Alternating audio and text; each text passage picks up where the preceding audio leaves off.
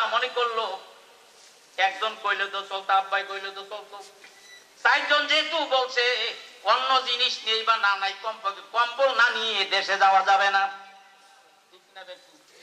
আল্লাহ পাক একবার বললেই তো চলতো, কিন্তু আমার আল্লাহ 4 বার 4 জায়গা বলেছে, নবী গো আমি আপনাকে দুনিয়ায় 4টা কর্মসূচি পাঠিয়েছি, আপনি 4টা কাজ করবেন। জোরে কোন কয়টা? আরো জোরে কোন কয়টা? নবীজিকে আল্লাহ পাক কর্মসূচি দিয়েছে। নবীজি এখন আসেনি? আছে। নবীজি ইন্তেকাল করেছেন, মদিনার মাটির নিচে আমার নবীজি ইন্দা শুয়ে আছেন। এটা আমাদের আকীদা। সাহাবীরা নাই, তাবেঈনরা নাই, তাবেঈনরা নাই, 4 মাযহাবের ইমামরাও নাই। এই দায়িত্ব কারা পালন করবে? এই দায়িত্ব পালন করবে বর্তমান যুগের সর্বকালের সর্বশ্রেষ্ঠ সন্তান আলেমগণ। এই দায়িত্ব পালন করতে হবে। কথা বলেন ঠিক কিনা বেঠি? 1 নম্বর কাজ হচ্ছে আমাদের ইয়াতলু আলাইহিম আয়াতিকা। আপনি তেলাওয়াত করে মানুষকে শোনাবেন, তেলাওয়াত করবেন।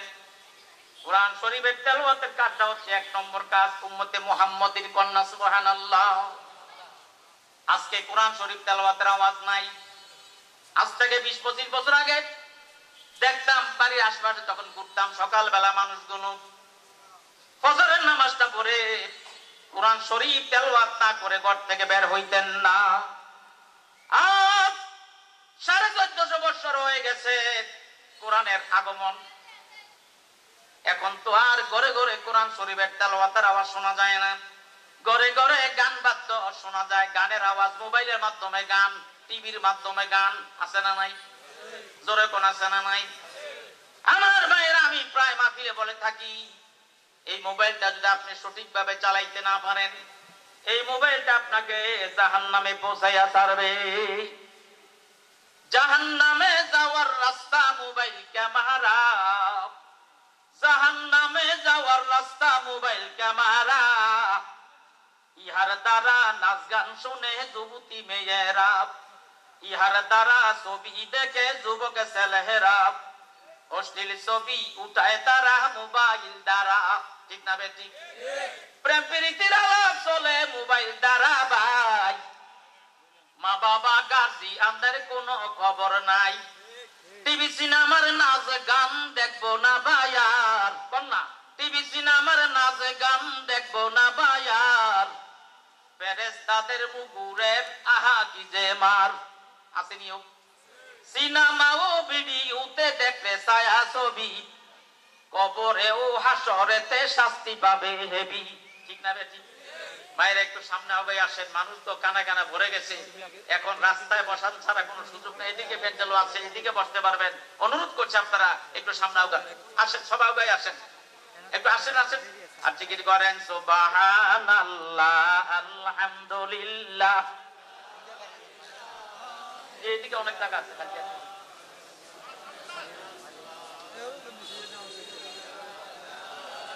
বিশ্বা বন্ধুরে যারা মোটরসাইকেল দিয়ে শোভাযাত্রা করে আনবেন, আপনারা চলে যান। লা ইলাহা ইল্লাল্লাহু মুহাম্মাদুর রাসূলুল্লাহ সাল্লাল্লাহু আলাইহি ওয়াসাল্লাম। আমার ভাইরা, আল্লাহ নবীজি 1 নাম্বার কাজ ছিল মানুষকে কোরআন শরীফ তেলাওয়াত করে শোনানো। কোরআন শরীফ তেলাওয়াত করবেন।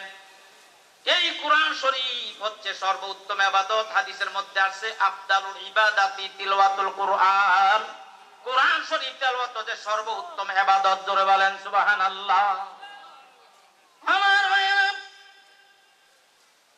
কোরআন শরীফ তেলাওয়াত করবেন।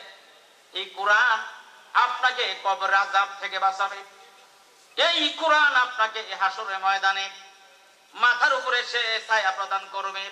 এই কোরআন মাজিদ হাসর ময়দানে আমার আল্লাহর সাথে কথা বলে সুপারিশ করে আপনাকে জান্নাতে পৌঁছাইয়া দিবে।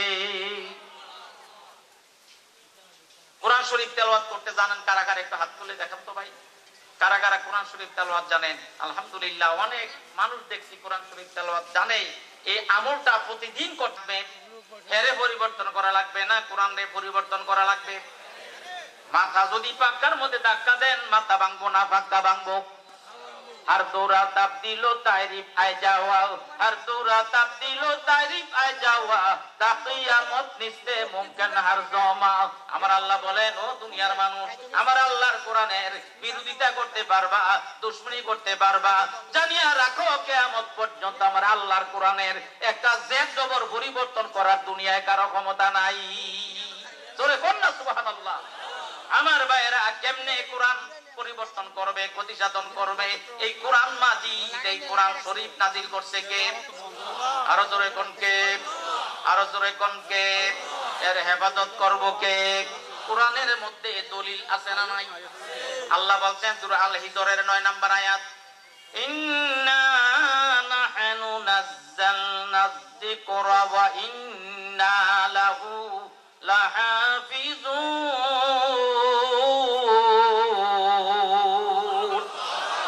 আলফাজ মানি কুরআন আসায় আমিন, আলফাজ মানি কুরআন আসায় আমিন, হর দুরা হাফেজে রব্বুল আলামিন। আল্লাহ রাব্বুল আলামিন বলেন, আমি নিজেই কোরআন নাজিল করেছি, এর হেফাজতের দায়িত্ব আমার আল্লাহর হাতে নিয়েছি। জোরে বলেন সুবহানাল্লাহ। মাঝে মাঝে পেপার পত্রিকা দেখি কোরআনের বিরুদ্ধে কথা বলে, হাদিসের বিরুদ্ধে কথা বলে, আমার রাসূলকে নিয়ে মাঝে মাঝে ব্যঙ্গচিত্র প্রদর্শন করে, কটূক্তি করে।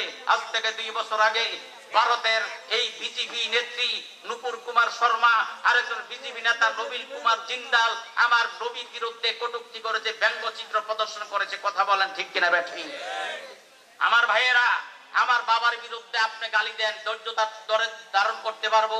আমার মায়ের বিরুদ্ধে গালি দেন, ধৈর্য ধরতে পারবো।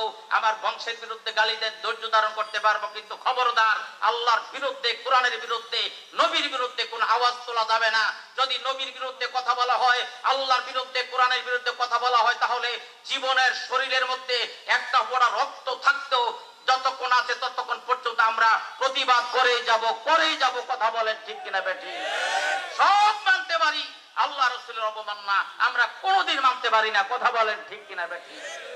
মানি না, মানবো না, মানতে পারি না আল্লাহ রাসূলের অবমাননা। মানি না, মানবো না, মানতে পারি না আল্লাহ